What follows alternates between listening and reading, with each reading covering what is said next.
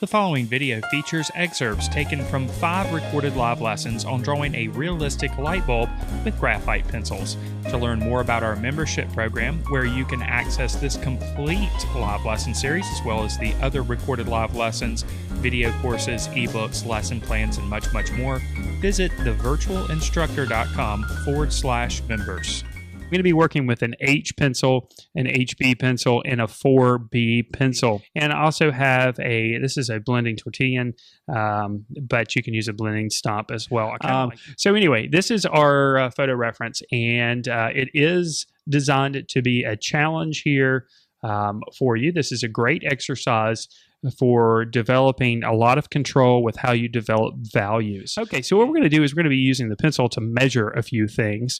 And the first thing I'm going to concentrate on when I'm drawing this light bulb is this shape right here in the middle, which of course is a circle. Now, to prove that it is a circle, what we can do, or close to a circle, is we can take the pencil and we can just measure using the pencil. So I can lay the pencil right across the middle and put my finger right over the bottom edge there, and I know from tip to here that is the height of that light bulb. And keeping my finger in place, I can go over here to the side and see how close that is to being a perfect circle. You can see it's off just a little bit, so that means it's actually a little bit taller than it is wide. So first of all, I'm just going to kind of go right above the center portion of the light bulb, or what I think is the center portion of the light bulb. All right, so I'm going to use the pencil, and I'm just going to measure there from the end over to where I've got it marked. So I got an approximate idea of where the center portion of the light bulb should be. Now I can compare that if I want. There's nothing wrong with doing this kind of stuff. Okay, so we're going to measure it down from that center portion, and I'm just going to take my finger and keep that in place. And just get an approximate idea. And now I'm actually just trying to keep my eye in the same place as I move the line. All right, so let's go ahead and get the height of the light bulb. Of course, another more time-consuming way that you could do this is drawing a grid or a modified grid.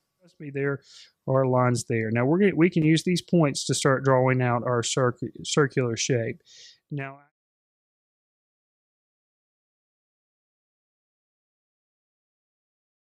end. Right here, this is the endpoint that we found. I should point out right there. Okay, so we need to go up a little bit higher, and just going to kind of eyeball this.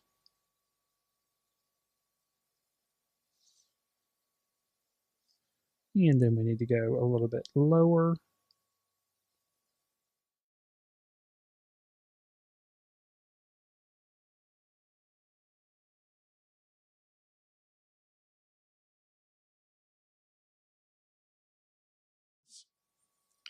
With what I'm seeing and what's happening in the photo. So, or what's happening in the photo when I put it on the paper. In other words, I'm looking at this dark value that comes out and kind of breaks down right here. And I'm looking at the shape that happens right here as well. So this is what I'm concentrating on. And I'm trying to copy that right here in this portion of the drawing. So let me just slowly build things up. Every time we look at the subject, you may notice even more, another level of value contrast that you didn't notice before. All right, we're not done with the H pencil in this area, not by a long shot, but I am going to switch over to the HB pencil here in just a moment, so we can. Yeah, I'm just making some of the values a little bit darker here. And I'm being very careful with my mark, going back and forth, changing directions. We can start to get a little bit darker with a bit more confidence now. And I'm just going to start smoothing some of these transitions. Now, I mentioned that the background is actually, right now it's white, but in our reference, you can see that it is a different it's not white, it's a gray. You can see how it contrasts with the border. So we're going to add that. We're actually going to add add a gray background, so it makes the contrast between the values a little bit more natural looking. To hear what it sounds like here. All right, so I've got this real tiny little blending stump, and I'm just going to blend a little bit on the inside here, and then we'll be ready to move on to the bigger area. So again, this is just the first part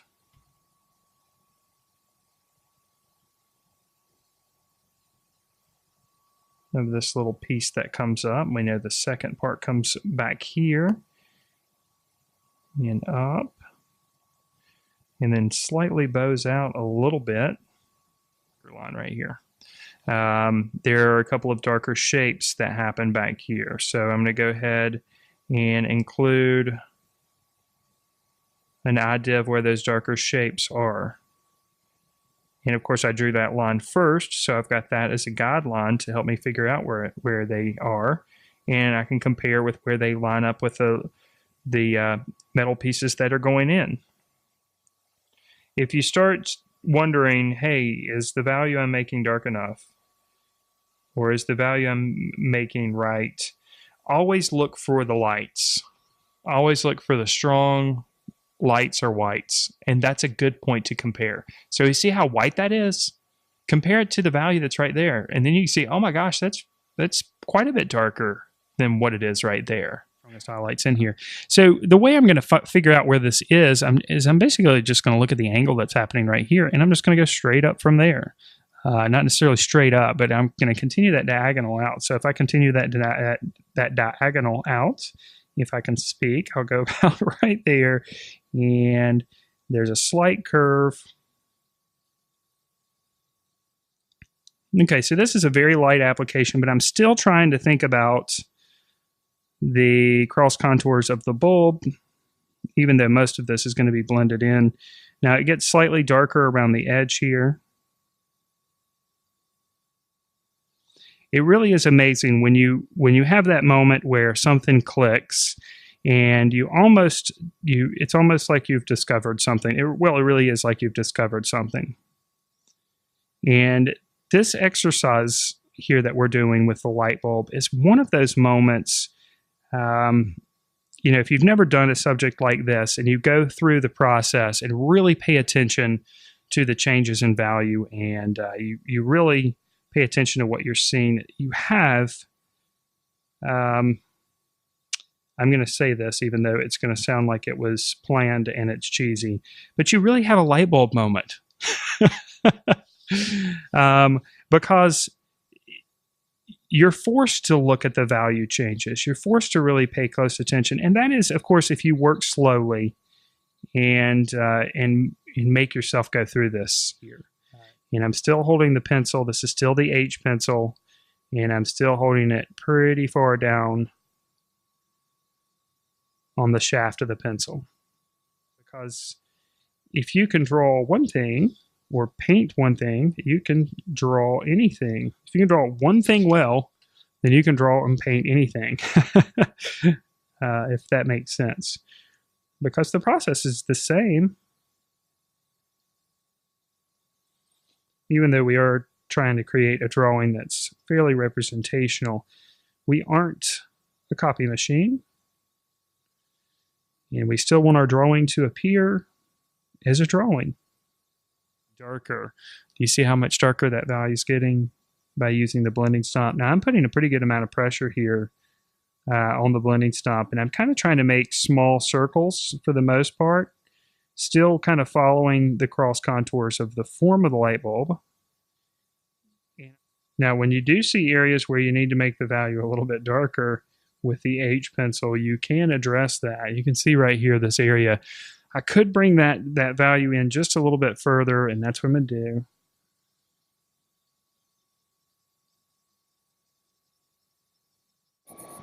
All right, so as I'm continuing to add these slightly darker values, I'm also noticing new opportunities to add some darker values in here as well. So I'm seeing more things, and that's what's going to happen the more you look at the object or the subject that you're drawing, the more things you're going to see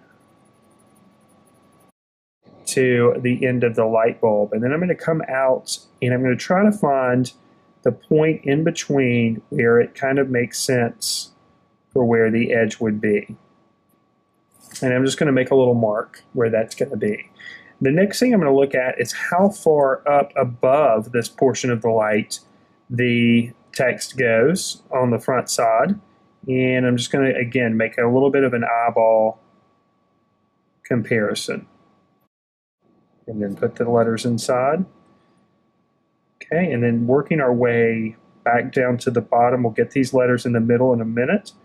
I'm going to start with the lower letters, and I'm actually going to start with the O this time, since it's right in the middle.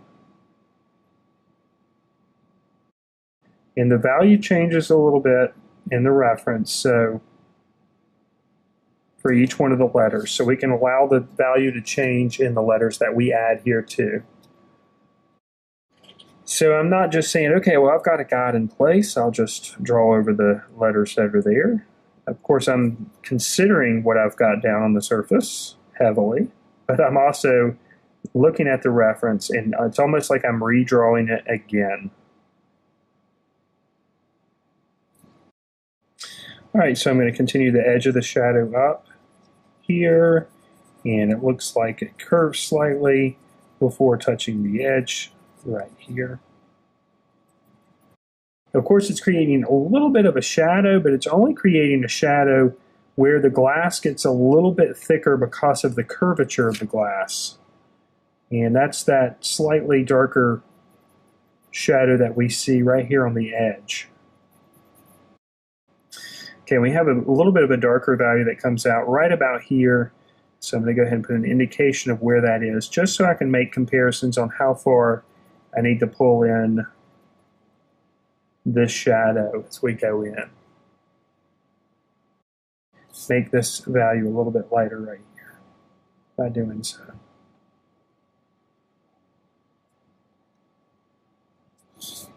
Value right here, super dark shape. You can see it a little bit clearer in the drawing.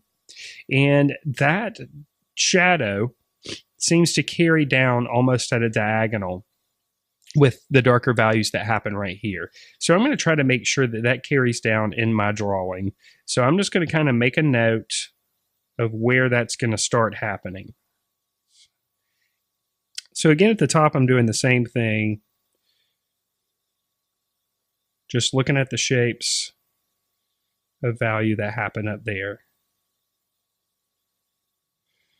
And just pulling those shapes up. And I'm still using a relatively light touch, or what I think is a light touch here with the H pencil. All right, one thing I want to point out here before we start making the values darker. If you see how bright this area is, or how light it is in value, if you didn't see that and you just looked at the bottom part, and we're just working down here, you might say, oh, that is super light down here. I need to avoid making this area darker or adding any graphite right there because it's super light. But when we compare it to the value that happens up here, we realize that, man, this is really kind of a middle gray. And this is white, or very close to white. So in order to create the contrast that we need, we've got to make these values down here darker. We've got to add some value here, and in turn, push these values a lot darker to create the contrast. And you might have noticed that I'm pulling the pencil and now pulling the blending stump. I was pulling the pencil, and now I am pulling the blending stump, following the cross contours of the form. But I'm going to try to push things as dark as I can here with the HB pencil, if possible. So again, just adding slightly darker values as I see them. And let's go right underneath here, make that a little bit darker. Make some very careful strokes on here to try to pull some of the graphite into the tooth. Maybe around the side just a little bit. Just a slight bit. And yeah, I like that. I like the way that's working. You know, you have to just look at it in context with what you've already drawn to, because when we get all zoomed in an area or all focused in on an area, it's hard to overlook what we've actually got in context with everything else on the surface. Right here. And I'm doing this with the H pencil, and I'm making small circles for this. This needs to be very gradual. There's a highlight on the edge of the light bulb, and I don't want to lose that. And I think I'm ready to call this one finished. If you're ready to learn more about drawing and painting, why not check out our comprehensive membership program, which includes video courses, weekly live lessons, ebooks, lesson plans, and much, much more. Just click on the button in the center of your screen to learn more, or click on the card in the upper right-hand corner.